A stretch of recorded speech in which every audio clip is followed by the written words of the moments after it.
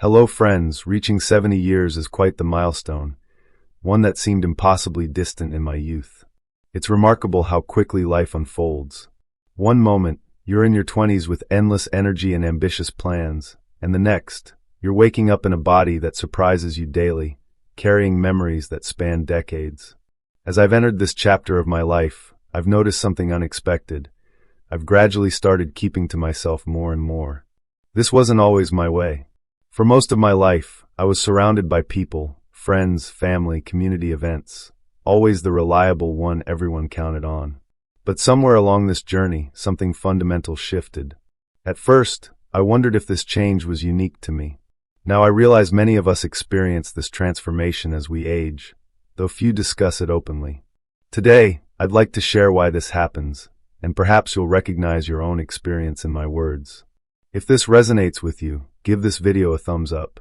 And don't forget to subscribe and turn on notifications so you'll know when I share more reflections from this side of life's journey. 1. Time becomes precious in a new way. At 70, I've developed a relationship with time unlike anything I knew in my younger years. It's no longer just the ticking of a clock or flipping of calendar pages. It's the profound understanding that time is finite. When I was younger, time felt endless, an abundant resource I could spend freely without consequence. I wasted hours on meaningless conversations, relationships that led nowhere, and activities that brought little fulfillment. Back then, such choices seemed inconsequential. Now every moment feels like a gift I dare not squander. Time has become more than a measurement. It's a companion walking beside me. Sometimes gentle, sometimes stern, always reminding me to cherish what remains. I feel it in quiet mornings when I savor my coffee while watching the sunrise, the cup warming my hands. I sense it during afternoon walks, hearing leaves crunch beneath my feet, grateful my legs still carry me. And it sits with me in evenings as I reflect in my favorite chair on memories of a life well lived. I once believed a full life meant constant activity and crowds of people. I've discovered the opposite is true. Life's richness isn't measured by quantity of activities or relationships, but by their quality. Now I carefully select where and with whom I invest my time. A meaningful conversation with someone who truly understands me brings more joy than any crowded gathering where I feel like a stranger among many faces. I've become fiercely protective of these precious hours because I understand their irreplaceable value. Youth affords the luxury of believing there's always tomorrow to mend a relationship, pursue a dream, or correct a mistake. Age teaches us that tomorrows are numbered. This realization doesn't sadden me. It makes me intentional. I no longer waste time on shallow conversations, pointless drama, or obligations that don't align with my values. Instead, I invest in what truly matters, my health, my passions, and the people who bring light into my life. There's profound peace in this shift. I've stopped feeling guilty about declining invitations or choosing solitude. I value relationships more deeply than ever, but my focus has changed. I want genuine connections, meaningful conversations, and days that feel rich, not merely busy. At this stage, time also teaches us to let go, of regrets over wasted moments, of grudges that once seemed important, of the pressure to accomplish everything. I've learned it's perfectly fine to slow down and simply exist in the moment. Life isn't a race anymore. The most beautiful moments aren't grand achievements but small joys.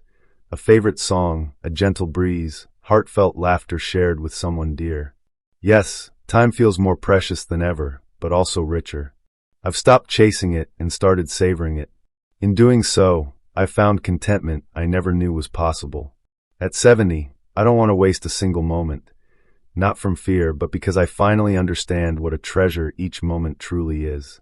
2. Relationships change, and so do we. As years pass, relationships transform in ways you might never expect. Some grow deeper, strengthened by shared memories and mutual understanding. Others gradually fade away, like a book you set down and never return to. At 70, I've come to accept that not all relationships are meant to last forever, and that's perfectly all right. What I've learned is that the people who remain in your life during this stage are usually the ones who truly matter. In my younger days, relationships were everything. I surrounded myself with friends, colleagues, neighbors, and acquaintances, always maintaining connections and trying to belong to something larger. I remembered everyone's birthday, attended every event, and worked constantly to keep everyone happy. Over time, I realized how much energy it took to maintain relationships that didn't always nourish me in return. Life naturally prunes the branches of your social tree.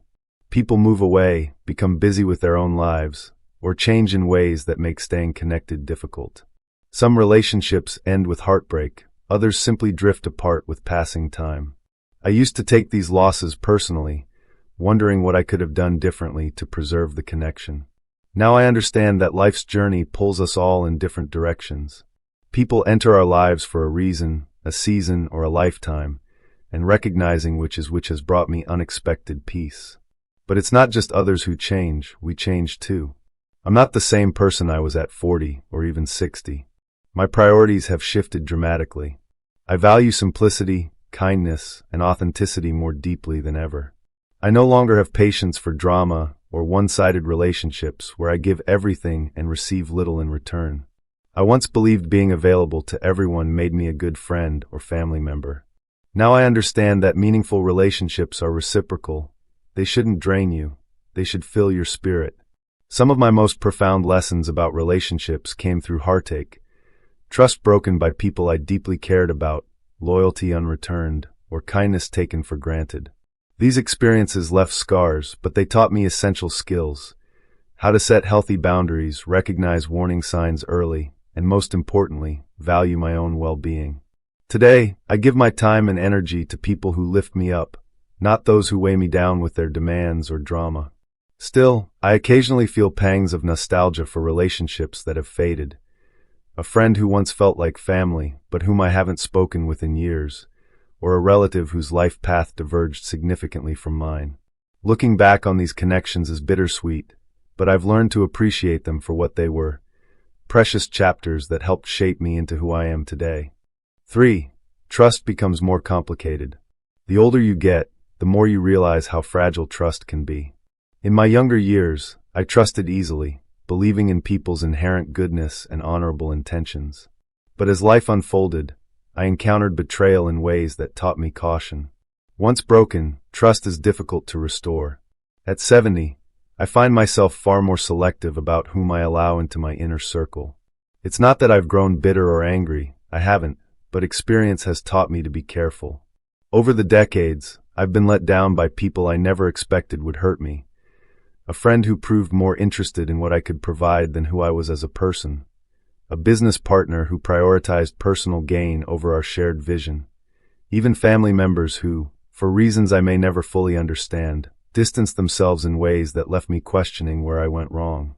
These experiences presented me with a choice: close myself off entirely, or approach new relationships with a balanced mixture of openness and caution.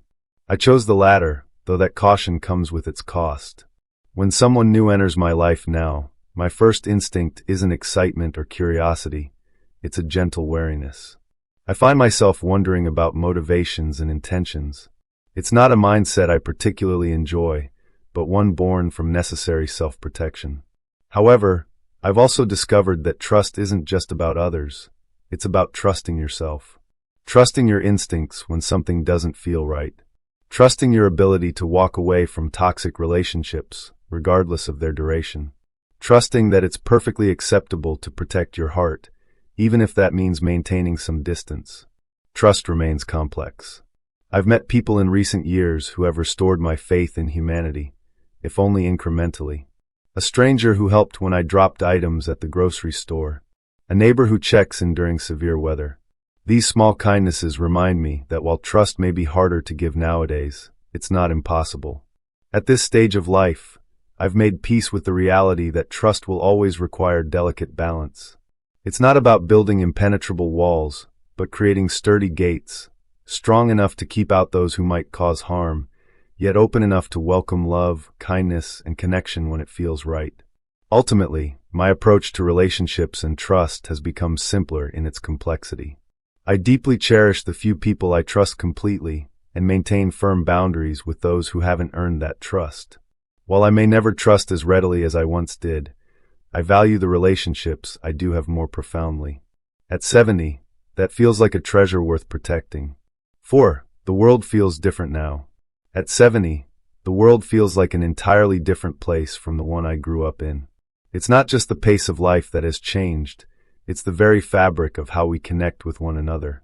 Sometimes I look around and wonder where the warmth and simplicity of human connection have gone. I grew up when neighbors were like extended family. We knew each other by name, dropped by unannounced to share coffee, and offered help before anyone had to ask. Families gathered regularly, not from obligation but from genuine joy in being together. There was an ease to those relationships, a sense of belonging that didn't require constant effort to maintain. But now everyone seems perpetually busy, chasing success, recognition, or simply trying to keep up with modern life's demands. People rarely visit as they once did. Conversations feel hurried, as though we're all racing against some invisible clock. Even within families, connections sometimes feel thinner, stretched by both physical and emotional distance. Technology, for all its convenience, has contributed to this shift. Don't misunderstand. I'm grateful for video calls with my grandchildren and staying connected with old friends through social media. But screens have created subtle barriers between us. Something irreplaceable exists in sitting across from someone, hearing the nuances in their voice, feeling the warmth of their presence that no technology can duplicate. The constant notifications, news updates, and endless scrolling can feel overwhelming. The world seems noisier yet, paradoxically, lonelier than ever before. Sometimes I just want to step away from it all, silence my phone, and retreat into the quiet sanctuary of my own thoughts. Then there's the matter of values. Today's world often feels unrecognizable, with priorities so far removed from what I was taught to cherish: honesty, kindness, and community. These values haven't disappeared entirely, but they're harder to find amidst the noise of self-promotion and endless competition. I sometimes long for the past simplicity, not because I resist change, but because I miss the depth of genuine human connection. Back then, relationships felt more grounded and less transactional. People weren't constantly distracted, and we understood implicitly that time spent together was precious. Yet I recognize that nostalgia sometimes paints the past in softer colors than it deserves. Life was never perfect, and every era has its challenges. As the world races forward, I find myself stepping back, not from bitterness, but from a desire to preserve what still feels authentic and meaningful to me. 5. Solitude isn't loneliness. In my younger years, I equated being alone with being lonely. Spending an evening by myself seemed almost unbearable, as though solitude was something to be avoided at all costs. Now I understand that solitude isn't something to fear, it's something to treasure. There's a profound difference between being alone and feeling lonely. Loneliness is an emptiness, a yearning for connection that feels beyond reach. Solitude, by contrast, is a fullness, a quiet contentment in your own company. At 70, I've discovered that some of my happiest moments come from simply being still, letting the world fade into the background as I focus entirely on the present moment. In solitude, I've rediscovered simple pleasures, sitting by the window with a cup of tea, watching birds at the feeder, feeling sunshine warm my face during a morning walk, listening to a fire's crackle on cool evenings. These moments, though small, fill me with peace that no crowded room or bustling event ever could. Solitude has given me space to reflect. At this stage of life, memories become both comfort and teacher. I revisit moments from my past not with regret, but with gratitude for experiences that shaped me. In quiet contemplation, I've made peace with things I once struggled to understand. This doesn't mean I've cut myself off from the world. I still delight in my grandchildren's excited faces when they visit, catching up with old friends, or contributing to causes that matter to me. But these connections feel more meaningful now because they're chosen, not obligatory. I no longer feel compelled to accept every invitation or maintain relationships that leave me depleted. Solitude has also deepened my appreciation for the relationships that remain. When I spend time with others now, I'm fully present, savoring our shared moments. There's no rush, no distraction, just the joy of genuine connection, however brief. I believe solitude teaches self-love in ways no external validation ever could. It shows that your worth isn't measured by how many people surround you or how busy your social calendar remains. In quiet moments, you discover you're enough exactly as you are. At 70, I've learned that solitude isn't a sign of loneliness, but of inner strength. It's choosing to step away from noise to protect your peace and focus on what truly matters. In making that choice, I found happiness deeper and more enduring than I ever imagined possible. 6. Why I avoid people now. At this stage of my life, avoiding people isn't about bitterness or resentment, it's about peace. After 7 decades of giving, learning, and sometimes hurting, I understand that not every relationship is meant to last, and not every connection deserves the energy it requires to maintain. This lesson feels both liberating and bittersweet, one I've embraced not from sadness but necessity. For most of my life, I put others first. I gave time, energy, and heart freely, often expecting little in return. I wanted to be liked, to be helpful, to be dependable. For many years, that felt right. I thrived on being needed, on showing up for others, on being the steady hand people relied upon. But life eventually teaches you where boundaries belong, even if the lesson takes decades to learn. I've been disappointed by people I trusted, wounded by those I loved, and drained by relationships that took far more than they gave. Too often, I ignored warning signs because I desperately wanted to see goodness in everyone. I remained in situations that diminished my happiness because I misunderstood what loyalty meant. Now at 70, I see things with clarity. Avoiding certain people doesn't mean I've abandoned faith in humanity. It means I've learned to protect my well-being. I no longer feel obligated to maintain toxic relationships or engage in situations that leave me feeling empty. I've exchanged the noise of social obligations for the quiet of meaningful solitude, and I've never felt more at peace. I avoid people who bring constant drama into their lives and mine. I step back from those who make everything about themselves, who never inquire about my well-being or seem interested in the answer if they do ask. I distance myself from those who take kindness for granted, assuming it's inexhaustible. Most importantly, I avoid situations that diminish who I truly am. This doesn't mean I've closed my heart completely. I still cherish relationships that matter. Friends and family who've weathered time's test, who appear not because they need something, but because they genuinely care. These connections remain sacred, and I nurture them with all the love I have to give. But I no longer feel compelled to maintain a wide social circle. A smaller, deeper one brings more satisfaction. In some ways, being more selective about people has allowed me to appreciate them more deeply. When I spend time with others now, it's by choice, not obligation. Our conversations feel richer and moments more memorable because they're freely chosen, not forced. 7. Does this sound familiar? I often wonder if others my age feel similarly. Is it just me, or does time naturally make us more selective? Do life's disappointments and betrayals lead all of us to guard our hearts more carefully and prioritize inner peace above all else? Looking back, I realize much of my younger life was spent trying to meet others' expectations. I wanted to be everything for everyone, a perfect friend, reliable partner, supportive family member. As years passed, I recognized how exhausting that effort was and how little of myself remained afterward. Now I've stopped apologizing for protecting my time and energy. I've released guilt about choosing solitude over socializing. I've stopped questioning if something's wrong with me for needing space to breathe, reflect, and simply exist. If you're in your 60s, 70s, or beyond, perhaps you've made similar choices. Maybe you've gradually withdrawn from relationships that no longer serve your well-being or situations that leave you drained instead of fulfilled. Perhaps you've noticed you value quality over quantity in your social connections. This transition isn't always easy. Sometimes it feels like you're letting go of parts of yourself. But this life stage involves shedding what no longer fits, creating space for peace, joy, and things that truly matter. If this resonates with you, please know you're not alone. There's no instruction manual for navigating this part of life, no universal approach that works for everyone.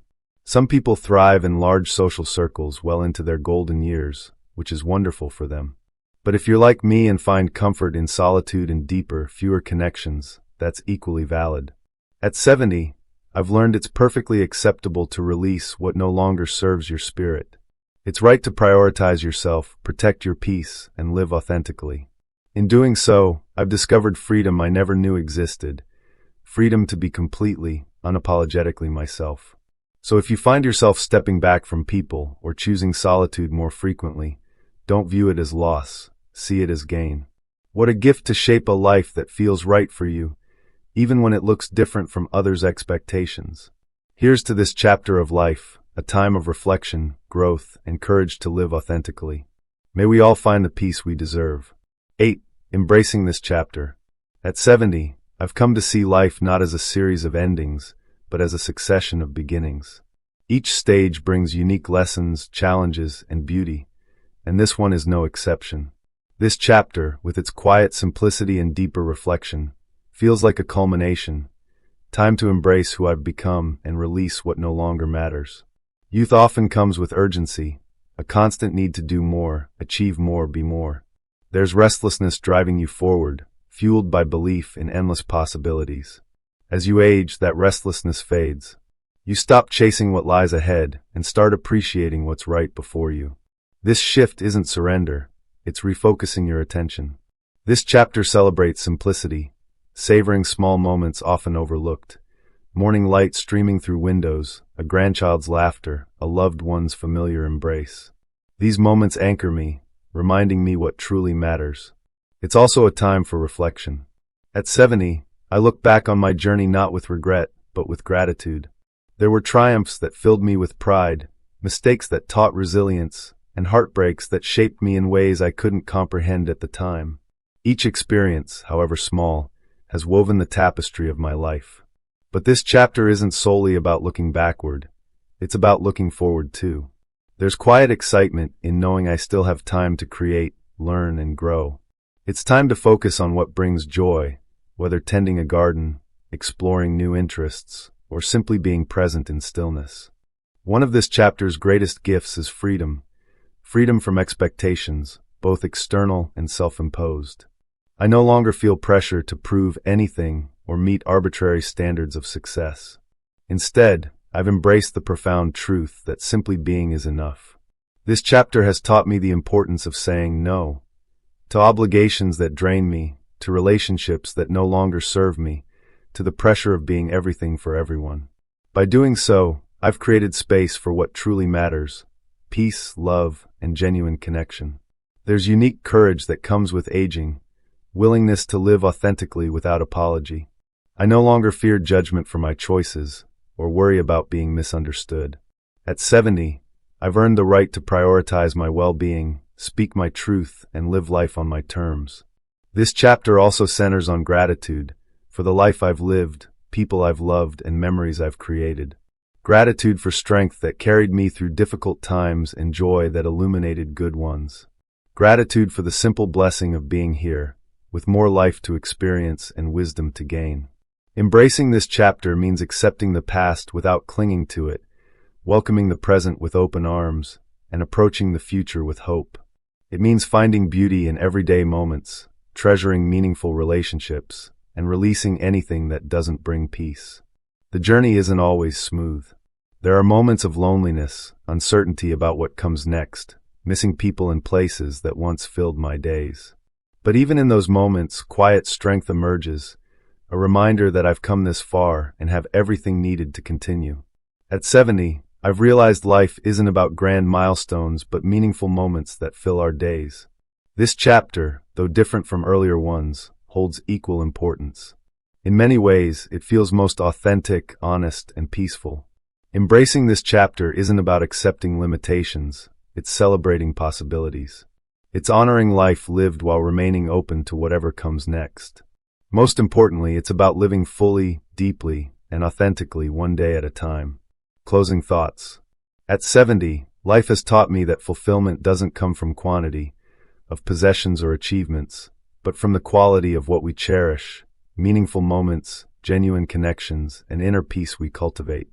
I've found joy in simplicity, strength in solitude, and contentment in focusing on what truly matters. Becoming more selective about people isn't rooted in bitterness. It's about protecting the hard-won peace I've finally discovered. If you're walking a similar path, know it's perfectly fine to choose what feels right for you. This chapter belongs to us, to embrace however brings greatest contentment. Here's to living authentically and treasuring every moment we're given. Take care, and thank you for sharing this journey with me. I'd love to hear your thoughts. Take a moment to reflect and share one insight you've gained that you plan to apply in your own life. Let's support each other as we embrace these truths. If you found value in today's reflection, please leave a comment with 1. If not, feel free to comment with 0. Your feedback helps me greatly. Don't forget to like, share, and subscribe to Elders Wise Insight for more reflections like this one. Thank you for watching, and here's to living life on your own terms.